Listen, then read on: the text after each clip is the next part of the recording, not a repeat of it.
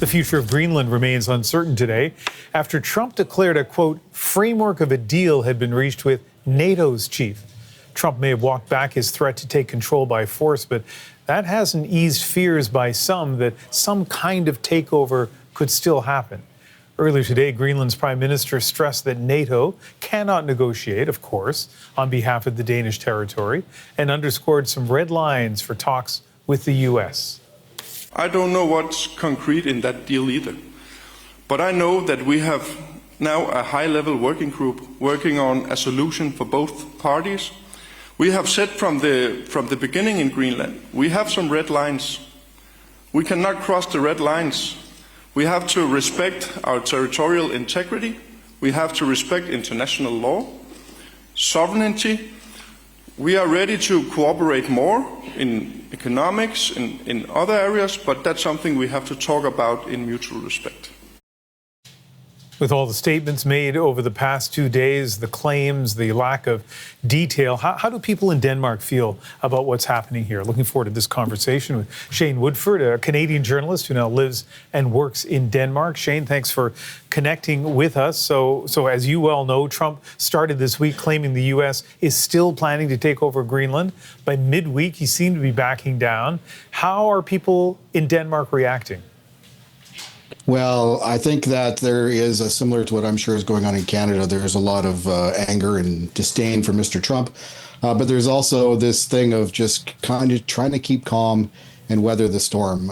This last week has been a pretty good example of, and you just don't know what's going to happen when you get out of bed every morning and what Mr. Trump is going to post on his social media. You extend that here, Ian, over the last 2 or 3 weeks.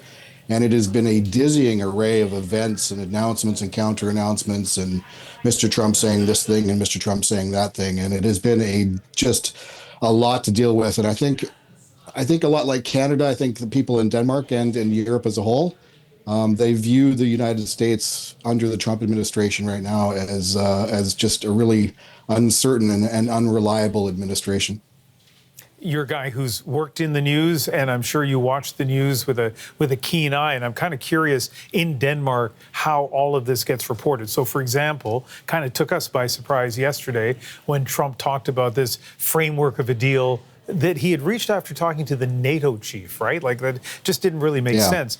In Denmark, was it like, news bulletins, red alerts, and kind of major coverage? Well, this whole thing has been getting major coverage for the last month or so. It really has been one crazy development after another crazy development. The line here from the Prime Minister, much like you heard from Jens Frederik Nielsen, the Prime Minister of Greenland, the Prime Minister of Denmark has said much the same thing. We're open to talks, but we really have red lines around territorial integrity and the right of the Kingdom of Denmark to have the self-determination that it should have. But it has been one thing after another. And I think for a little context, Ian, you guys may not realize this. I'm not sure how much this is translating back home. But this is a Europe right now that is literally preparing for war. The historic amounts of defense spending. We have all sorts of things with hybrid warfare with Russia, all sorts of crazy stuff. Finland pulled out of the Ottawa Convention, banning the use of anti-personnel landmines, and has now begun manufacturing them. So there's this environment of worry and concern. And then the Trump administration came in and essentially has pulled the rug out from under Europe on a number of fronts. And then this Greenland thing where Denmark is concerned, suddenly you just kind of feel like the meat in a conflict sandwich. Shane, help me out on this one.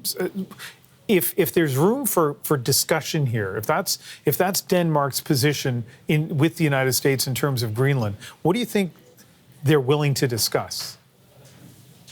Well, that's going to be the interesting part. We don't know what this NATO framework deal is, but we need to keep in mind that in the 1951 treaty that Denmark struck with the United States, it gives them broad leeway to do all sorts of things militarily in Greenland. I mean, back in the Cold War, they had something like 17, 18 military bases, thousands and thousands of troops and military equipment.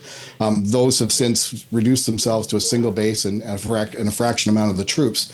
So I think whenever this deal comes out, Ian, I think where we're going to see whether it is substantive or not is whether it comes outside that 1951 agreement. And I know Mr. Trump said today something along the lines of that he wants to be able to go into Greenland and do whatever he wants. Well, that's fundamentally not going to happen. And the Prime Minister of Denmark has been absolutely clear. I mean, she stood in front of reporters last week and said they will defend Greenland at all costs. And you've got other European countries and Canada steadfast in its support of Denmark in terms of Greenland. Do you get the sense that the Denmark appreciates it? I assume they do, but also gets some comfort from having that allied support? Yeah, that's been one blessing of this, is how Europe has sort of collectively rallied around Denmark, and the Prime Minister has said that this has been appreciated. But she's also been crystal clear.